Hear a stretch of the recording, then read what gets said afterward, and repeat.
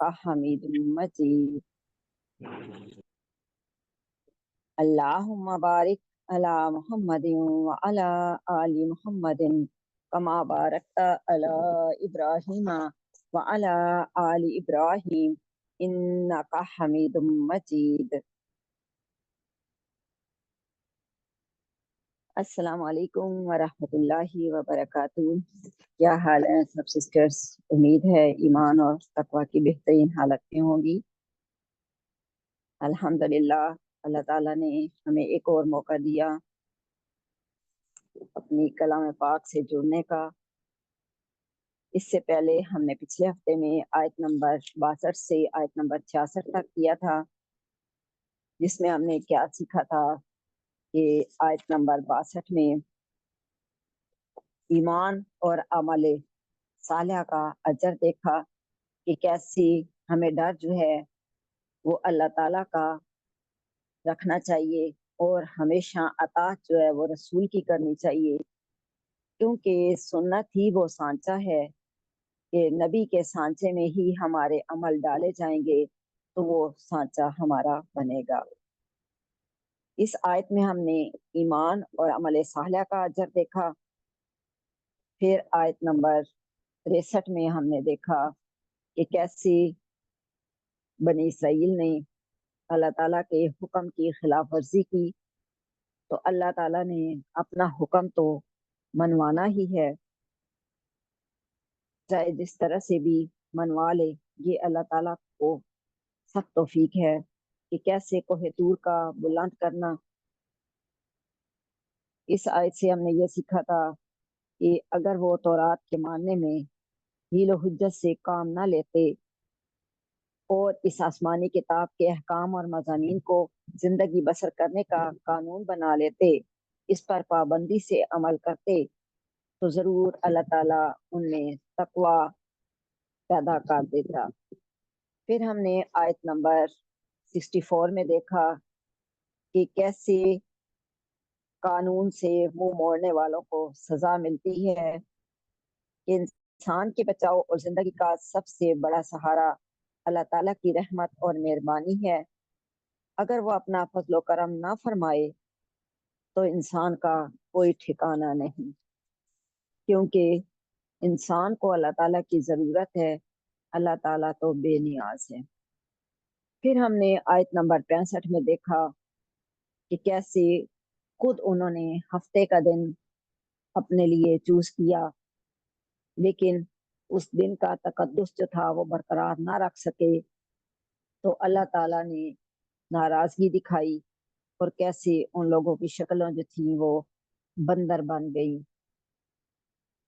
اس سے ہم نے یہ سیکھا کہ کچھ چیزیں اللہ تعالیٰ کی طرف سے صرف آزمائش کے لیے آتی ہیں، یعنی ان سے صاف طور پر یہ واضح کرنا مقصد ہوتا ہے کہ اللہ کے بندے سختی اور آسائش دونوں حالتوں میں اس کے فرما بردار بندے بنے رہیں۔ جو بندہ آزمائش میں پورا اترے اس کے لیے ہی آسانیاں ہیں، لیکن بے صبروں کے لیے سزا بہت سخت ہے۔ پھر ہم نے آیت نمبر 66 میں دیکھا کہ کیسی اللہ تعالیٰ نے ان کو عبرت کا نشانہ بنایا، یعنی دنیا کے پچھلے جتنے واقعات بھی ہیں انسان اس سے نصیحت حاصل کر سکتا ہے۔ حقیقت میں اس مقدس کتاب یعنی قرآن مجید نے نہایت وضاحت سے یہ بات ہمارے ذہن نشین کر دی کہ تاریخ کا فائدہ انسان کے لیے کیا ہے، اور یہ کہ یعنی انسان کے لیے ہی یہ تاریخ جو ہے وہ لکھی گئی ہے، اور ہر واقعہ تاریخ بننے کے قابل نہیں ہے، صرف وہی واقعات تاریخ کہلانے کے مستحق ہیں جس سے انسان کوئی اچھا سبق جو ہے وہ حاصل کر سکے۔ آج ہم انشاءاللہ اللہ تعالیٰ کے حکم سے شروع کر رہے ہیں، یہی سورۃ بقرہ کی آیت نمبر 67 سے آیت نمبر 73۔ آیت نمبر 67 میں ہم دیکھ رہے ہیں کہ وَإِذْ قَالَ مُوسَىٰ لِقَوْمِهِ إِنَّ اللَّهَ يَأْمُرُكُمْ أَن تَذْبَحُوا بَقَرَةً قَالُوا أَتَتَّخِذُنَا هُزُوًا قَالَ أَعُوذُ بِاللَّهِ أَنْ أَكُونَ مِنَ الْجَاهِلِينَ، کہ جب کہا موسیٰ علیہ السلام نے اپنی قوم سے وَإِذْ قَالَ، اور جب کہا حضرت موسیٰ علیہ السلام نے لِقَوْمِهِ ہی اپنی قوم سے، ان اللہ، کہ بے شک اللہ تعالی، یامرکم، تمہیں فرماتا ہے، آن تذبحوا بقرہ، کہ تم ذبح کرو گائے، قالو، وہ قوم کے لوگ بولے، اتتخذنا، کہ کیا تو کرتا ہے ہم سے ہزوا، مذاق، قالا، حضرت موسیٰ علیہ السلام نے کیا کہا کہ اعوذ باللہ، میں پناہ مانگتا ہوں اللہ تعالیٰ کی، ان اکونا، کہ میں ہو جاؤں من الجاہلین، جاہلوں میں سے۔ یہاں اللہ تعالیٰ سے حضرت موسیٰ علیہ السلام جب وحی نازل ہوئی تو اپنے رہی ہیں کہ اللہ تعالیٰ کا حکم ہے کہ تم ایک گائے ذبح کرو۔ اب ہم یہ دیکھتے ہیں کہ اللہ تعالیٰ نے یہ حکم حضرت موسیٰ علیہ السلام پر کیوں نازل کیا؟ تو اس کی وجہ کیا تھی کہ بنی اسرائیل میں ایک شخص جو تھا وہ بہت مالدار تھا، اس کی اولاد نرینہ نہ تھی، یعنی اس کی صرف ایک بیٹی تھی، بیٹا نہیں تھا، اور اس کا ایک بھتیجا تھا۔ بھتیجے نے جب یہ دیکھا کہ یہ چچا جو تھا وہ بوڑھا بھی ہو چکا ہے لیکن وہ مرتا نہیں ہے، تو اس کے دل میں ورثے کی لالچ آئی، کیونکہ اسے اس بات کا پتا تھا کہ وراثت جو ہے وہ میرا ہی حق ہے، کیونکہ وہ ایک اکلوتا بھتیجا تھا، لیکن کیونکہ اس کی ایک بیٹی بھی تھی، تو اب اس کے دل میں یہ خیال آیا کہ میں خود ہی اس کو مار دیتا ہوں تاکہ جو ہے وہ میں وراثت لے سکوں، اور اس کی بیٹی سے میں نکاح کر لوں گا۔ اب خود سے اس نے یہ کام کیا، اور پھر اس نے یہی سوچا کہ میں اپنے چچا کا قتل کر دوں گا، اور قتل کی تہمت جو ہے میں دوسروں پر رکھ کر دیت بھی وصول کر لوں، اور مقتول کے مال کا مالک بن جاؤں گا۔ مقتول یعنی جس کو وہ قتل کرے گا۔ یہ شیطانی خیال تھا، اور یہ خیال اس کے دل میں پختہ ہوتا گیا، تو اس نے ایک دن موقع پا کر اپنے چچا کو قتل کر ڈالا۔ اب جو بنی اسرائیل کے جو اچھے لوگ تھے وہ ان لوگوں کے جھگڑوں اور بکھیڑوں سے تنگ آ کر وہ یکسو ہو کر ان سے الگ ایک اور شہر میں رہتے تھے۔ شام کو وہ اپنے قلعے کا پھاٹک بند کر دیا کرتے تھے اور صبح کھولتے تھے، کسی مجرم کو اپنے ہاں گھسنے بھی نہیں دیتے تھے۔ اب انہی میں سے بنی اسرائیل کے جو لوگ، ایک گروہ جو تھا وہ مطلب اچھا تھا، انہیں پتا تھا کہ یہ لوگ جو ہیں وہ ہمیں چین سے جینے نہیں دیتے، روز کوئی نہ کوئی جھگڑا، کوئی نہ کوئی تماشا ہوتا ہے، تو انہوں نے کیا کیا کہ ایک قلعے میں جا کر اپنے آپ کو پناہ دی۔ وہ کیا کرتے کہ شام کو اپنے قلعے کا پھاٹک بند کر دیا کرتے تھے اور صبح کھولتے تھے، تاکہ کوئی مجرم جو ہے وہ اس کے ہاں نہ جائیں، یعنی وہ کسی مجرم کو اپنے ہاں گھسنے بھی نہیں دیتے تھے۔ اب جس نے قتل کیا تھا، یعنی وہ جس شخص کا بھتیجا تھا، اس نے اپنے چچا کی لاش کو اٹھایا اور لے جا کر اس قلعے کے پھاٹک کے سامنے ڈال دیا، اور یہاں آ کر اپنے چچا کو ڈھونڈنے لگا۔ پھر ہائے دہائی بھی مچا دی کہ میرے چچا کو کسی نے مار ڈالا۔ آخر کار ان قلعے والوں پر تہمت لگا دی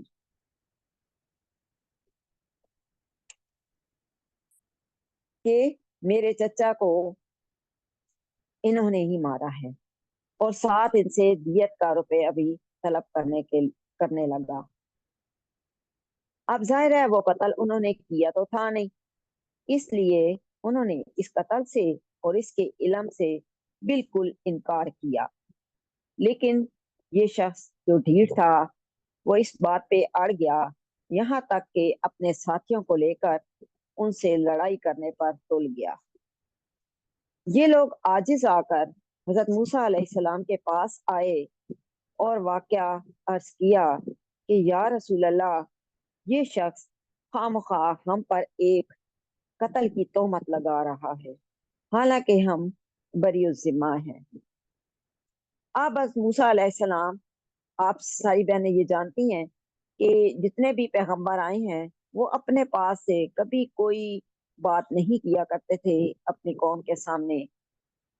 یہ ایک نئی بات تھی، موسیٰ علیہ السلام کو بھی اس بات کی سمجھ نہیں آ رہی تھی کہ میں اس کا فیصلہ کیسے کروں کہ جب ایک انہوں نے مارا ہی نہیں ہے اور ایک شخص جو ہے وہ مکمل طور پہ پورے یقین سے کہہ رہا ہے کہ انہوں نے ہی میرے چچا کو مارا ہے، تو واحد راستہ ہوتا ہے اور وہی راستہ آج ہمارے پاس بھی ہے الحمدللہ الحمدللہ، جو پیغمبر کیا کرتے تھے۔ حضرت موسیٰ علیہ السلام نے اللہ تعالیٰ سے دعا کی اور تو وہاں سے اللہ تعالیٰ نے وہی نازل فرمائی۔ کیا فرمایا کہ ان سے کہو کہ یہ جو لوگ آپ کے پاس آئے ہوئے ہیں ان سے کہو کہ ایک گائے ذبح کریں۔ اب قوم نے کیا جواب دیا؟ انہوں نے کہا کہ اے اللہ کے نبی، کہاں قاتل کی تحقیق ہے اور کہاں آپ گائے کے ذبح کا حکم دے رہے ہیں۔ اب دیکھنے سے تو یہ بات عجیب سی لگ رہی تھی کہ وہ اس نے قتل کی تہمت لگائی ہوئی تھی اور وہ فیصلہ کروانے کے لیے آیا تھا، بلکہ دیت مانگنے کے لیے آیا تھا۔ تو کیا انصاف کیسے ہو رہا ہے کہ نبی نے اللہ سے رجوع کی تو اللہ تعالیٰ نے یہ وحی بھیجی کہ انہیں کہیں کہ ایک گائے ذبح کریں۔ تو ان لوگوں نے کہا کہ آپ گائے کے ذبح کرنے کا حکم دے رہی ہیں، یہ ہم نے جو آیت کے آخر میں پڑھا ہے کہ قالا اعوذ باللہ ان اکون من الجاہلین، تو موسیٰ علیہ السلام سے کہنے لگے کہ کیا آپ ہم سے مذاق کرتے ہیں؟ تو کیا جواب دیا؟ انہوں نے کہا کہ قالوا تتخذنا ہزوا، قوم نے جب کہا کہ کیا آپ ہم سے مذاق کرتے ہیں، موسیٰ علیہ السلام سے کہا، تو موسیٰ علیہ السلام کا جواب کیا تھا کہ قالا اعوذ باللہ، کہ وہ بولے اللہ کی پناہ، ان اکون من الجاہلین، کہ میں جاہلوں میں سے ہو جاؤں۔ کیا میں جاہل ہوں جو میں تم سے ایسی بات کروں گا؟ اب کیا تھا کہ اگر یہ لوگ کوئی ایک گائے پکڑ لیتے اس کو ذبح کر دیتے تو کافی تھا، لیکن انہوں نے سوالات کا دروازہ کھول دیا، کیونکہ یہ لوگ جو تھے عادی تھے، جواب سوال کرنے کے ان کو عادت تھی۔ اب وہ آئے حضرت موسیٰ علیہ السلام کے پاس۔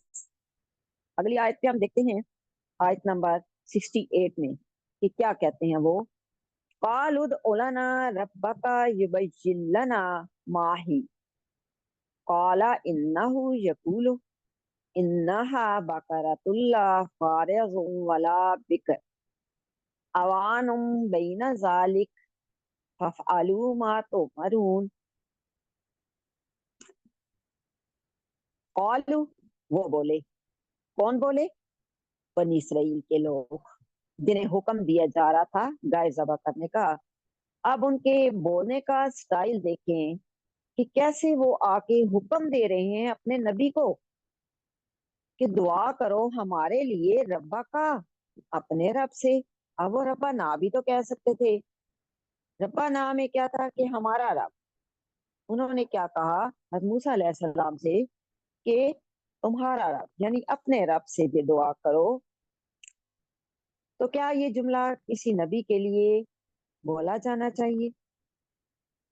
اس سے پہلے ہم پچھلی آیات میں حضرت آدم علیہ السلام کا جب قصہ ہم نے پڑھا، جب اللہ تعالیٰ نے فرشتوں سے کہا تھا کہ میں ایک خلیفہ بنانے والا ہوں، یعنی میں ایک انسان پیدا کرنے والا ہوں، حضرت آدم علیہ السلام کی بات تھی، تو کتنے ادب سے فرشتوں نے جواب دیا تھا۔ یہ جملہ ہم پہلے پڑھ چکے ہیں کہ اللہ تعالیٰ، کیا تو نہیں جانتا، یعنی اللہ تعالیٰ ہی زیادہ جانتا ہے، ہم نہیں جانتے۔ کہ فرشتوں کی یہ بات تھی، اتنے ادب سے انہوں نے اللہ تعالیٰ کے سامنے جواب دیا تھا کہ آپ ایک انسان کو اس لیے پیدا کر رہے ہیں کہ وہ آپ کی عبادت کریں تو اللہ تعالیٰ ہم بھی تو آپ کی عبادت کرتے ہیں۔ تو اللہ تعالیٰ نے کیا جواب دیا تھا کہ جو میں جانتا ہوں تم نہیں جانتے۔ کتنی عاجزی تھی ان کے فرشتوں کی بات میں، لیکن ان لوگوں کی اکڑ کا یہاں پہ اندازہ ہو رہا ہے کہ کیسے روڈلی وہ اپنے نبی سے بات کیا کرتے تھے کہ اپنے رب سے مانگو، یعنی ہمارا نہیں تمہارا رب ہے۔ کیا کہا ہے کہ دعا کیجئے ہمارے لیے ربا کا اپنے رب سے، جو لنا کہ وہ بیان کرے لنا ہمارے لیے ماہی کہ وہ کیسی ہے۔ کیا؟ گائے، گائے کے بارے میں پوچھ رہے ہیں کہ وہ کیسی ہے۔ قالا، اب موسیٰ علیہ السلام نے فرمایا کہ انہو یقولو کہ بے شک اللہ تعالیٰ فرماتا ہے۔ اب یقولو کیا ہے؟ اللہ تعالیٰ کا فرمان ہے کہ اللہ تعالیٰ فرماتا ہے انہا بقرۃ اللہ فارض ولا بکر، کہ بے شک بقرہ وہ گائے ہے، لا فارض نہ بوڑھی ہے، ولا بکر اور نہ ہی وہ بالکل جوان، اوان بین ذالک بلکہ ان دونوں کے درمیان ہے۔ پھر ساتھ ہی کہا کہ فَافْعَلُوا مَا تُؤْمَرُونَ، بس تم کر ڈالو جو تمہیں حکم دیا جا رہا ہے۔ اب یہ فارضن ہم ایک لفظ پڑھ رہے ہیں، فارضن کیا ہے؟ بوڑھی۔ فرض لفظ بھی اسی سے نکلا ہے جس کا مطلب ہے کٹا ہوا، یعنی جب ہم فرض ادا کر لیتے ہیں، 5 وقت جب ہم فرض ادا کر لیتے ہیں تو ہماری جان بخشی ہو جاتی ہے، یعنی کٹ جاتی ہے ہماری جان دکھوں اور مصیبتوں سے اور آخرت کی سختیوں سے۔ فرض کا مطلب کیا ہے کہ جب ہم فرض کر لیتے ہیں اپنے اوپر کہ یہ کام ہم نے ہر حال میں کرنا ہے۔ پھر دوسرا دیکھیں، فارض ہوتا ہے بوڑھی، یعنی اپنا وقت جو گزار چکی۔ پھر دوسرا لفظ ہم نے دیکھا کہ ولا بکر، بکر کیا ہے؟ باکرا کہتے ہیں جوان لڑکی کو۔ اسی طرح یعنی صبح کی جو پو، جب صبح ہوتی ہے یعنی اس کی پو پھوٹتی ہے، اس کو بھی بکر کہتے ہیں۔ جوانی کی عمر ہے، وہ بھی وہ جوانی جیسے ایک جوان لڑکی جس کی ابھی شادی نہ ہوئی ہو اور وہ جوان ہو، جیسے اللہ تعالیٰ کے نبی حضرت محمد مصطفیٰ صلی اللہ علیہ وآلہ وسلم نے فرمایا کہ میرے دین میں حلال بھی واضح ہے، حرام بھی واضح ہے۔ اب یہاں کتنا ایک واضح حکم اللہ نے دے دیا کہ نہ بوڑھی ہو نہ جوان، بس اس کے درمیان ہو۔ تو ہمارے نبی صلی اللہ علیہ وآلہ وسلم نے بھی سے بھی یہ حدیث منقول ہے کہ آپ نے فرمایا کہ میرے دین میں حلال بھی واضح ہے، حرام بھی واضح ہے۔ اب یہ دلیلیں اگر کوئی دیتا رہے کہ کیا حلال ہے کیا حرام ہے، تو یہ اللہ تعالیٰ نے اپنے نبی صلی اللہ علیہ وسلم کے ذریعے ہمیں سب کچھ یہ بیان کر دیا۔ پھر قرآن پاک میں کسی جگہ پر کوئی بات خاموشی کی بھی ہے، تو اس سے ہمیں کیا پتہ چلتا ہے کہ کچھ باتیں شریعت کی خاموش ہیں۔ کیوں؟ وہاں بھی امت کے لیے بہتری ہے۔ اگر ہم وہاں خاموش ہو جاتے ہیں تو یہ بھی اس میں اللہ تعالیٰ کی بہتری ہے۔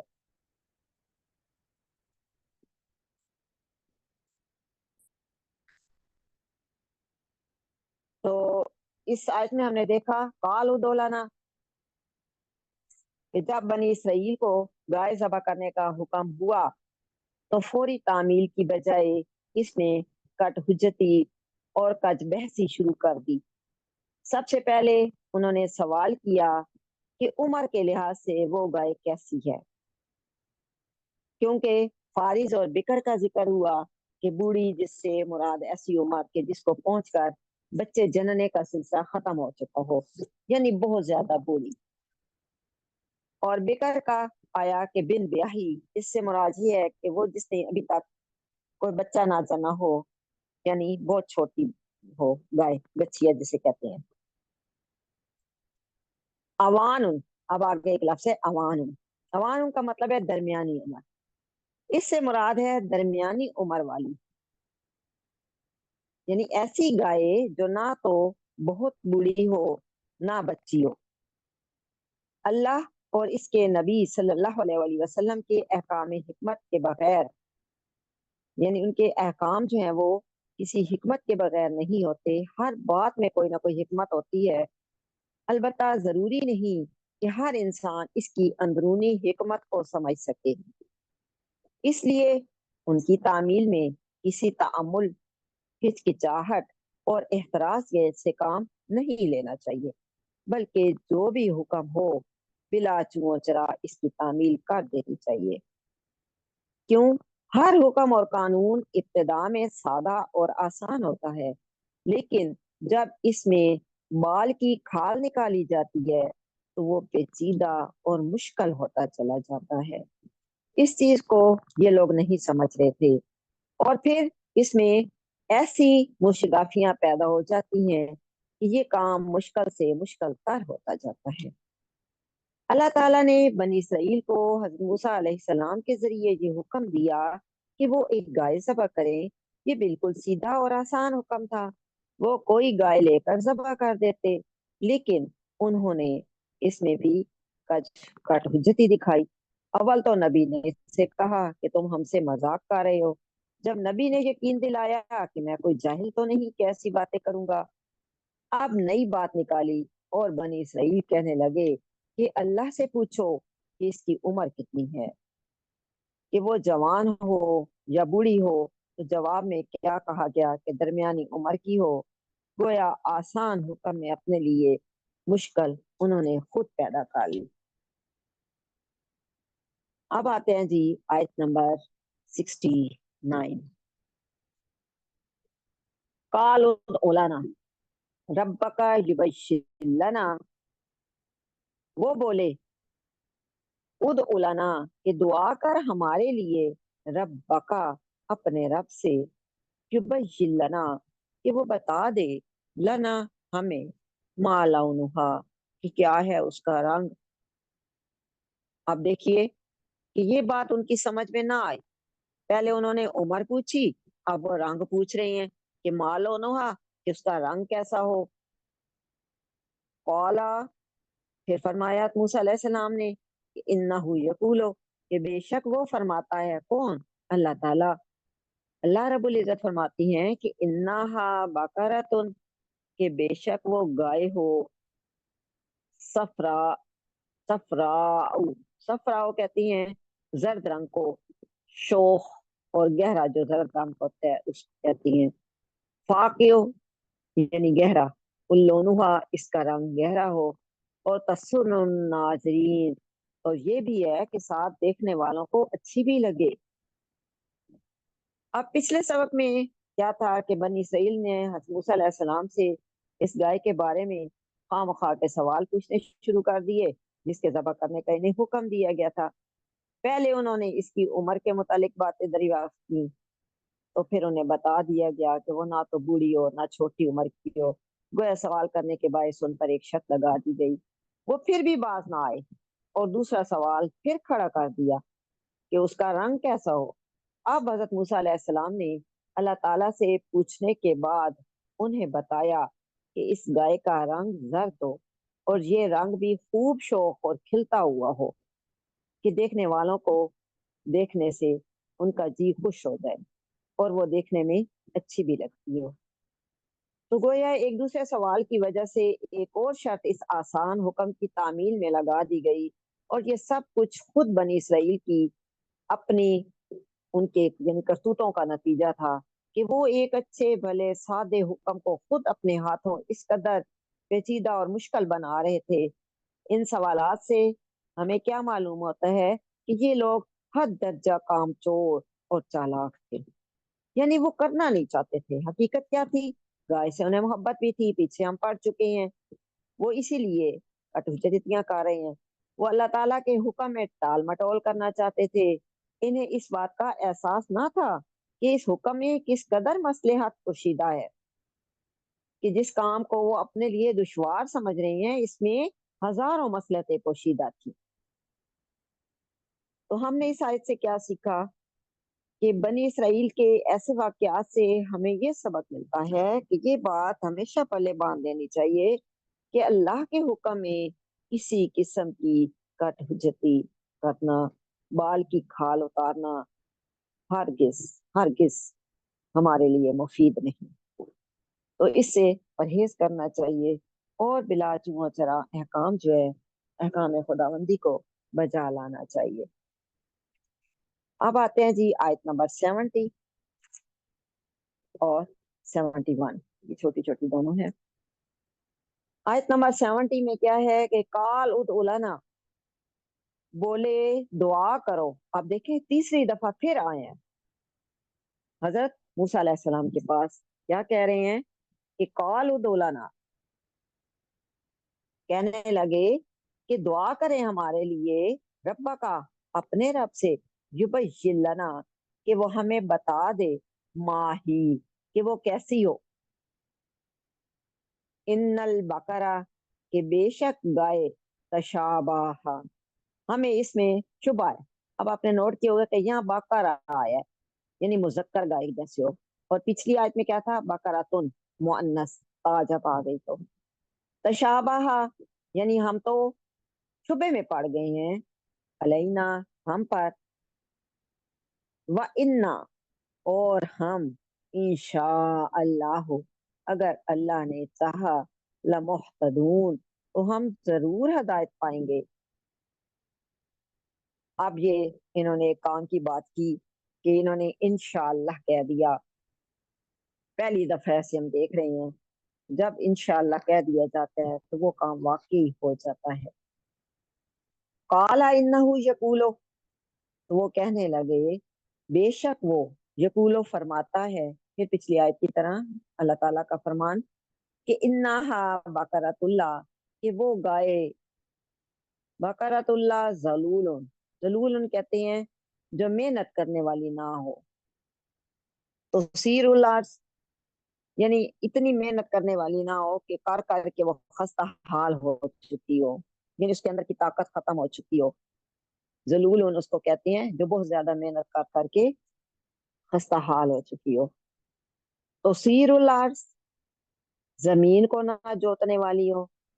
आप जानते हैं पहले क्या होता था कि बैल होते थे और उससे खेतों को सैराब किया जाता था। आजकल इसकी जगह ट्यूबवेल ने ले ली है। वला तस्किल हरस, और ना वो पानी देती हो खेतियों को। फिर मुसल्लमतुल्ला, मुसल्लमतुन, बेऐब हो, शियत फीहा, उसमें कोई दाग ना हो। अब अल्लाह ताला भी जब वो बात में खाल उतार रहे हैं तो अल्लाह ताला भी उन पे शर्तें लगा रहे हैं कि क्या, कि वो बेऐब भी हो, उस पे कोई दाग भी ना हो। फीहा, इसमें, कौलू, अब वो बोले, कौलुल आना जीता बिल हक, कि अब तू लाया ठीक बात। अपने नबी से कह रही हैं कि अब जो आप बात लाए हो वो ठीक है, हालांकि आप हुक्म जो था वो मुश्किल हो चुका था, लेकिन बेवकूफ लोग थे। फज़बहुहा, फिर उन्होंने इसको ज़बह किया। वमा कादू यफ़अलून, हालांकि वो ऐसा करने वाले नहीं थे।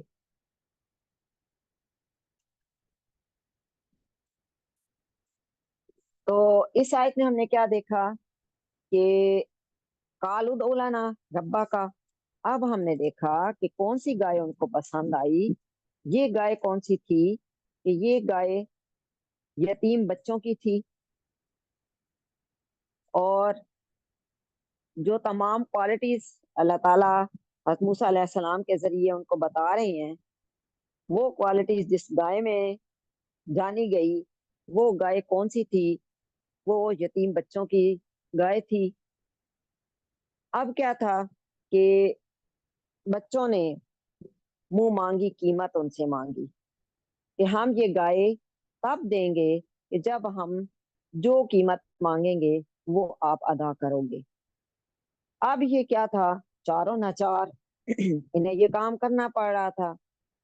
तो उस बच्चों ने ये शर्त रखी कि ये गाय जो है इसकी खाल के अंदर जितना सोना भरा जा सकता हो भर दें, तो तब हम ये गाय देंगे। देखें कितनी बड़ी शर्त उन्होंने लगाई, लेकिन इन्होंने मान ली। क्यों? इसमें देखा हमने कि गुज़श्ता आयात से मुसलसल ये वाकया बयान हो रहा है कि बनी इसराइल को एक सीधा साधा हुक्म दिया गया था कि वो एक गाय ज़बह करें, लेकिन उन्होंने इसमें तरह तरह की मुशर्रफियां शुरू कर दी थी। तो अल्लाह सुब्हानहू तआला ने उनके हर सवाल का जवाब दिया और बतलाया कि वो गाय जो है ना बूढ़ी हो ना छोटी उम्र की हो। फिर रंग पूछा तो रंग बता दिया कि उसका रंग जर्द हो, देखने वाले को बहुत भली मालूम होती हो। अब सब कुछ जान लेने के बाद उन्होंने कहा कि अभी हमारी समझ में नहीं आया कि हमें गाय की पहचान में कुछ शुबा पड़ गया है। तो हजरत मूसा अलैहिस्सलाम ने फरमाया कि वो गाय काश्तकारी का काम ना करती हो, इसमें कोई ऐब ना हो, इसमें कोई दाग ना हो। तो फिर उन्होंने कहा कि हाँ, अब आपने ठीक बात कही। गर्ज बड़ी हुज्जतों के बाद उन्होंने वो गाय ज़बह की। तो अब भी उनके रवैये से मालूम होता था कि वो ऐसा नहीं करेंगे। गोया अब भी उन्होंने बदिल नखास्ता हुक्म इलाही की तामील की। क्यों उन्हें ये गाय मिल गई? क्योंकि उन्होंने इंशाअल्लाह कह दिया। तो अगर वो इंशाअल्लाह ना कहते तो क्यामत तक वो ये गाय ढूंढते रहते। क्योंकि इससे हमें ये सबक भी हासिल हुआ कि जब कौमें अखलाकी तौर पर गिर जाती हैं तो वो गुनाहों को छुपाने की बजाय खोल कर बयान करती हैं। फिर जो बंदा शरीयत से बाहर निकलकर उल्टे सीधे सवाल करने लग जाता है तो मुश्किल हो जाती है। इसको हम एक मिसाल से समझते हैं कि जैसे एक बकरी के गाय में ये एक बकरी के गले में यानी 2 फुट की रस्सी जो है वो डाल दी जाए और उसे बांध देता है उसका मालिक, और उसके 2 फुट के अंदर अंदर वो बकरी के लिए जो यानी उसकी अंदर जो है वो हर चीज उसके खाने पीने की चीज दे देता है। तो क्या होता है कि बकरी उसके अंदर रहेगी तो उसको प्रोटेक्शन है, यानी उससे मालिक उसका खुश होता है। लेकिन अगर वो बकरी बाहर निकलने की कोशिश करती है तो क्या होता है कि वो गली उसके जो रस्सी है वो उसके गले की फांस बन जाएगी, उसका गला घुटने लग जाएगा और वो मरने वाली हो जाएगी। तो इसी तरह शरीयत के दायरे में जो लोग आज भी जिंदगी बसर कर रहे हैं तो वो लोग फायदे में हैं कि जब अल्लाह ताला की चुनी हुई कौमें शरीयत से बाहर निकलने लगती हैं तो क्या होता है, फिर मसाइल उनको दरपेश होते हैं। जैसे सूद की लानत है। अब अल्लाह ताला ने इससे मना किया और फरमा दिया कि जो सूद लेता है या देता है तो उसकी गोया अल्लाह और उसके रसूल के साथ जंग है। फिर हम देखते हैं बेहजाबी है कि जो लोग पर्दा नहीं करते, औरतें पर्दा नहीं करती, तो कितने कितने मसाइल जो है उनके पास दरपेश होते हैं कि कभी लोग कोई उनके पीछे पड़ जाते हैं। अगर वो पर्दे में रहें, अपने आप को छुपा कर रखें, तो उनकी पहचान हो जाएगी कि ये मोमिन औरत है, ये मुसलमान औरत है, तो कोई उसके करीब भी ना जाए। दूसरा, उससे बेहयाई ना फैले। फिर ये है कि औरतें, कुछ औरतें जो होती हैं वो जानबूझकर नौकरी भी करती हैं। तो क्या होता है कि अपने बच्चों की वो सही तरीके से परवरिश भी नहीं कर पाती कि और अपने बच्चों को दूसरों की गोदों में डाल देती हैं। जाहिर है जो बच्चा अपनी माँ की तरबियत से सीखता है वो कोई दूसरा तरबियत नहीं कर सकता, क्योंकि एक नुक्ता ही ऐसा होता है, यानी क्लैशेस जो होते हैं वो सिर्फ एक नुक्ते से शुरू होते हैं। तो बेहतर यही है कि वो नुक्ता इंसान ना बनने दे। फिर कहा जाता है कि जब औरतें काम के लिए निकल पड़ती हैं तो मर्दों का रिस्क भी कम हो जाता है, क्योंकि रिस्क एक ही छत के नीचे मिलता है। तो ये आज के दौर के डिसऑर्डर है। ہم نے دیکھنا ہے کہ شریعت کی ڈوریوں کو کہاں کہاں سے ہم کاٹ رہے ہیں اور اپنے لیے مشکلات پیدا کر رہے ہیں۔ اب ہم دیکھتے ہیں جی آیت نمبر 72 کہ ساری انہوں نے گائے ذبح کر دی۔ اب بظاہر تو دیکھنے میں یہ آ رہا تھا کہ ایک قتل ہوا تھا، چچا کا قتل ہوا تھا، بھتیجے نے کر کے اس کو چھپا دیا تھا اور لوگوں کے سامنے وہ ظاہر نہیں کر رہا تھا، تو بات کیسے سامنے آتی؟ تو اللہ تعالیٰ نے جو حکم دیا کہ ایک گائے کو ذبح کر دو، اب انہوں نے اللہ اللہ کر کے وہ گائے ذبح کی، تو کیا ہوا کہ وَإِذَا وَإِذْ قَتَلْتُمْ نَفْسًا فَادَّارَأْتُمْ فِيهَا وَاللَّهُ مُخْرِجٌ مَا كُنْتُمْ تَكْتُمُونَ فَقُلْنَا اضْرِبُوهُ بِبَعْضِهَا كَذَلِكَ يُحْيِي اللَّهُ الْمَوْتَى وَيُرِيكُمْ آيَاتِهِ لَعَلَّكُمْ تَعْقِلُونَ۔ یہ ایک آیت ہی ہے، بس ایک اور کر لیتے ہیں، آیت نمبر 73 کو مکمل کر لیتے ہیں کہ وَإِذَا قَتَلْتُمْ نَفْسًا، کہ جب تم نے مار ڈالا ایک آدمی کو، فَدَّارَأْتُمْ، پھر تم ایک دوسرے پر جو ہے وہ تہمت لگانے لگے، یعنی الزام ایک دوسرے پر دینے لگے۔ وَاللَّهُ مُخْرِجٌ مَا كُنْتُمْ تَكْتُمُونَ، تو اللہ تعالیٰ ظاہر کر دیتا ہے جو تم چھپاتے ہو۔ یہ جی آیت نمبر 72 کی۔